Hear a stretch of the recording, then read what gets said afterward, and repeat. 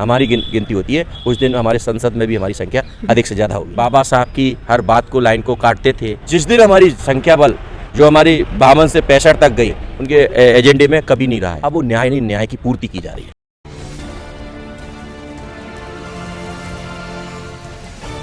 जातीय जनगणना को लेकर देश भर में विरोध प्रदर्शन हो रहा है। तमाम जगह पर सोशल मीडिया पर भी आवाज़ उठाई जा रही है। इसी को लेकर आज हम सिलसिलेवार तरीके से बातचीत करेंगे कि आखिर क्यों जातीय जनगणना जो मौजूदा सरकार है वो क्यों नहीं कराना चाहती है। बहुत बहुत शुक्रिया नेशनल इंडिया से बात करने के लिए। धन्यवाद भाई। और मैं आपको एक स्पष्ट बता दूं कि मैं ओबीसी महासभा का राष्ट्रीय कोर कमेटी सदस्य हूँ। मेरा नाम धर्मेंद्र सिंह कुशवाहा एडवोकेट है।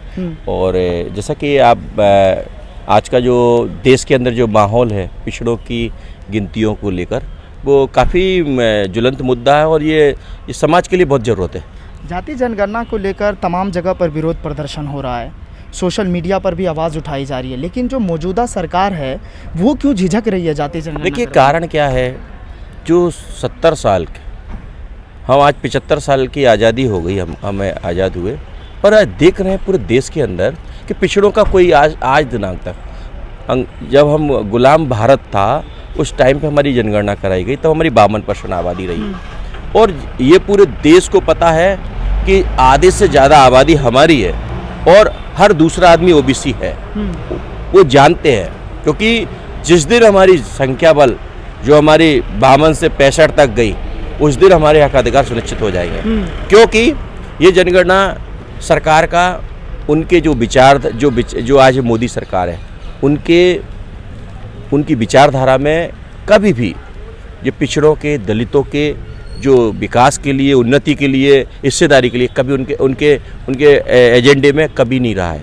क्योंकि आप लोग देख रहे हैं कि जो हमारे 70 साल की आज़ादी के बाद भी जब वो पहले बाबा साहब के स्टेच्यू को तोड़ते थे, बाबा साहब की हर बात को लाइन को काटते थे, तो वो निश्चित उनकी व्यवस्था पर में तो कुछ है ही नहीं उनके अंदर कि वो अपनी विचारधारा को क्या। आज वो देख रहे हैं ना कि उनकी सरकार में मध्य प्रदेश, पूरे देश के अंदर, कि यहाँ पे जंतर मंतर पर कौन लोग हैं जो भारत के संविधान की प्रतियों को जला रहे हैं। ये कौन से लोग, और देश में उनके साथ एक राष्ट्रद्रोह का केस होने के बाद उसके साथ क्यों नहीं किया, उनको इस देश से बाहर क्यों नहीं किया। जो लोग संविधान को नहीं मानते, इस हमारे मसीहा बाबा साहब के संविधान को नहीं मानते, उसको यहाँ रहने का अधिकार भी नहीं होना चाहिए।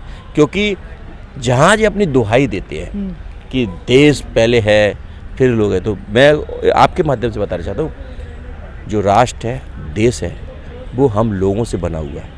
लोग सुनिश्चित नहीं होंगे तो देश का कुछ मतलब नहीं है। एक सवाल और खड़ा हो रहा है इस बीच की एक नारा दिया जा रहा है कि जिनकी संख्या भारी उसकी उतनी हिस्सेदारी। सरकार को क्यों ये टेढ़ी खीर साबित हो रही है? देखिए यही तो डर है उनका, यही तो डर है। वो सारे हमारे दलित भाइयों की करा रहे हैं जनगिनती और श्रमणों की करा रहे हैं, वो उनका डर है ना। जिस दिन अगर हमारा आंकड़ा आता है सामने तो उस दिन हमारी हिस्सेदारी होगी। क्योंकि देश के अंदर आप देख रहे हैं सचिवालय से लेके हम छोटे से नीचे तक के डिपार्टमेंट दिख रहे हैं, हमारी ओबीसी की हमारी स्थिति 0 पर बनी हुई है। और जिस दिन हमारी संख्या दिखने लगेगी, जैसे आप देख रहे हैं पूरे देश के अंदर सेंट्रल यूनिवर्सिटी में हमारा 0 है, हमारे कोई भी वाइस चांसलर नहीं है। ये दुख की बात है ना।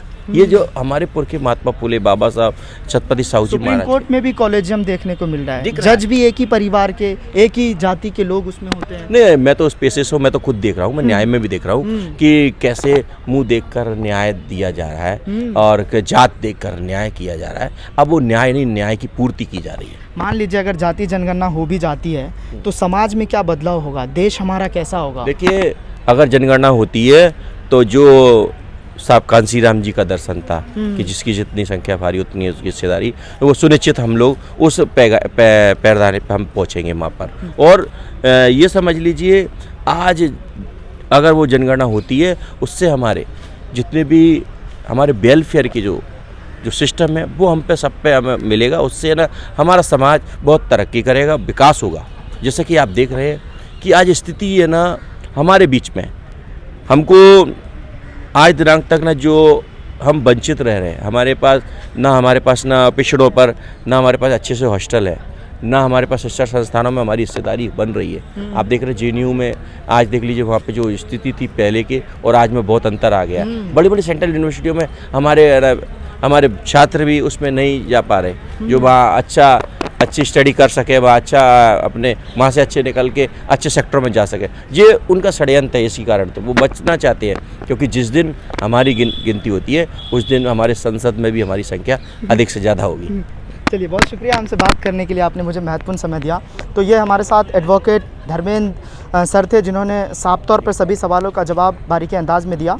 और उनका साफ तौर पे कहना है कि जो जाति जनगणना मुद्दा है वो कहीं ना कहीं बहुत अहम है। अगर जिस दिन जाति जनगणना हो गया इस देश में, उस दिन हमारे समाज के जितने भी लोग हैं उनकी संसद में भी भागीदारी ज़्यादा ही होगी। अपने सहयोगी ज्योति के साथ नेशनल इंडिया न्यूज़ के लिए सद्दाम करीमी की ये रिपोर्ट। ये वीडियो अगर आपको पसंद आया हो तो इसे लाइक करें, कमेंट करें, शेयर करें और हाँ, हमारे चैनल को सब्सक्राइब करना ना भूलें, ताकि देश विदेश से जुड़ी खबरें आप मिस ना करें।